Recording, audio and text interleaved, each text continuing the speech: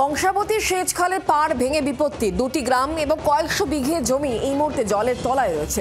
কংসাবতী সেচ খালের পাড় ভেঙে ফের বিপত্তি হয়েছে বাঁকুড়ার রায়পুর ব্লকের বহু বাড়ি এই মুহূর্তে জলের তলায়। দেখতে পাচ্ছেন সেই ছবি।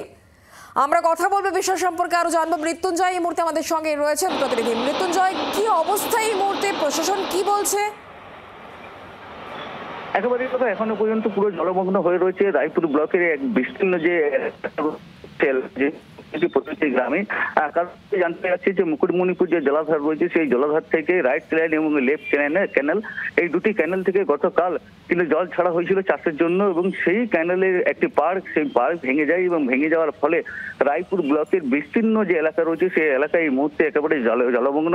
প্রায় 31টির মতো পরিবার, সেই পরিবার যেমন ক্ষতিগ্রস্ত হয়েছে, অন্যদিকে প্রায় 100 বিঘের উপরে কিন্তু যে কৃষিজ যে ফসল রয়েছে সেই ফসল একেবারে জলের তলায় তলিয়ে গেছে। এবং খবর পাওয়ার পরেই আজ ভোর রাতেই কিন্তু সেখানে প্রশাসন এবং পুলিশের আধিকারিকরা তারা কিন্তু ঘটনাস্থলে পৌঁছেছেন এবং সেখান থেকে প্রায় 31টি পরিবারকে তাদেরকে সেখান থেকে সরিয়ে নিয়ে আসা হয়েছে এবং স্থানীয় যে স্কুল বা আইসিডিএস সেন্টারগুলো রয়েছে সেখানে তাদেরকে রাখা হয়েছে এবং অস্থায়ীভাবে সেখানে রাখা হয়েছে এবং তাদেরকে খাওয়া দাওয়া সমস্ত কিছু ব্যবস্থা করা হয়েছে। তবে প্রশাসনের পক্ষ থেকে এখনো পর্যন্ত সেই নজরদারি কিন্তু চালানো হচ্ছে। তবে এই যে ক্যানেল ভাঙার যে ঘটনা, এই ঘটনা কিন্তু এই প্রথমবার নয়, এই আগেও আমরা দেখেছিলাম শিমলাপাল এবং রায়পুর এলাকায় যে ক্যানেল, সেই ক্যানেলের পাড় ভেঙে যে বিপত্তির ঘটনা এবং যে ক্ষতি, সেই ক্ষতির মুখে পড়তে হয়েছিল সেইখানকার স্থানীয় গ্রামবাসী এবং কৃষকদেরকে। এবং ফের আজ আজ ভোর রাতে ক্যানেল ভাঙে এবং ক্যানেল ভাঙার পর নজর রাখো মৃত্যুঞ্জয়, ধন্যবাদ।